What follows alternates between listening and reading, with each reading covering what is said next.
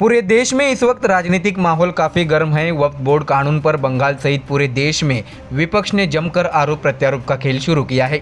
तो वहीं दूसरी ओर महाराष्ट्र में BJP, Shiv Sena, NCP, Congress party के बीच आपसी हलचल तेज हो गई है। सच्चाई ये है कि महाराष्ट्र की राजनीति में इस वक्त बीजेपी, शिवसेना, शिंदे गुट और एनसीपी के अजित पवार गठबंधन के साथ सत्ता में बैठे हैं, परंतु विपक्ष में बैठे उद्धव ठाकरे और राज ठाकरे दोनों ठाकरे बंधुओं के बीच गठबंधन की चर्चाओं ने महाराष्ट्र सहित पूरे देश की राजनीति में माहौल गर्म किया है कि क्या राज ठाकरे और उद्धव ठाकरे एक साथ आएंगे।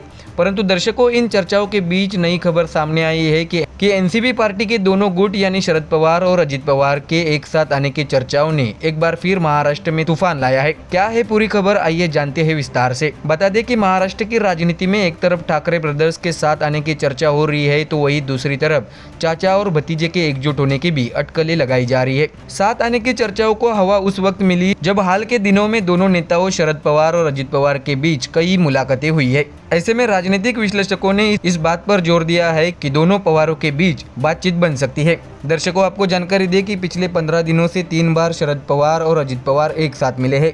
इसलिए महाराष्ट्र की सियासत में अब चाचा और भतीजे की चर्चा तेज हो गई है।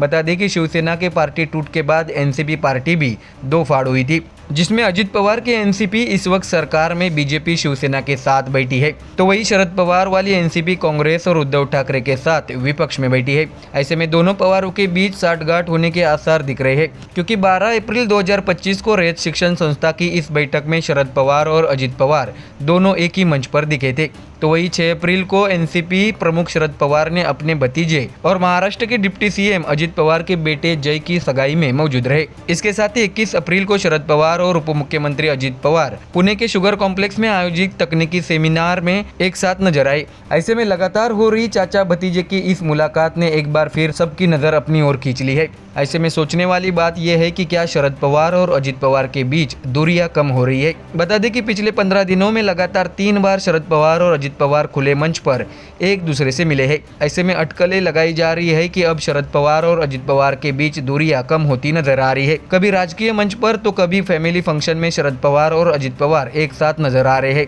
दोनों का खुलेआम मिलना जुलना महाराष्ट्र की सियासत में चर्चा का विषय बना है और संभावना जताई जा रही है कि दोनों एक साथ हो सकते हैं। दर्शकों, आपको बता दें कि इस वक्त महाराष्ट्र की राजनीति में कुछ भी संभव होता नजर आ रहा है, क्योंकि पिछले 4-5 साल में सत्ता के लिए पार्टियों के बीच टूट और आपसी मतभेद खुलकर सामने आते हम सब ने देखे हैं। ऐसे में क्या एक बार फिर महाराष्ट्र की सियासत का समीकरण बदलेगा, क्योंकि राज ठाकरे और उद्धव ठाकरे के एक साथ आने की चर्चा पर महाविकास आघाड़ी के अस्तित्व को लेकर सवाल उठ रहे हैं।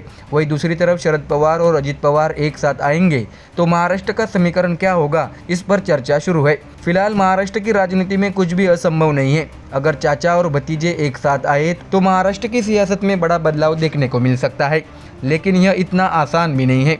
तो देखा दर्शकों, महाराष्ट्र की राजनीति ने एक बार फिर अलग मोड़ लिया है। ऐसे में ठाकरे और पवार, जो महाराष्ट्र की राजनीति के सबसे बड़े परिवार माने जा रहे हैं, उनमें सुलह होने की खबरों ने एक बार फिर चर्चाओं का माहौल गर्म किया है। Bureau report, MDR news.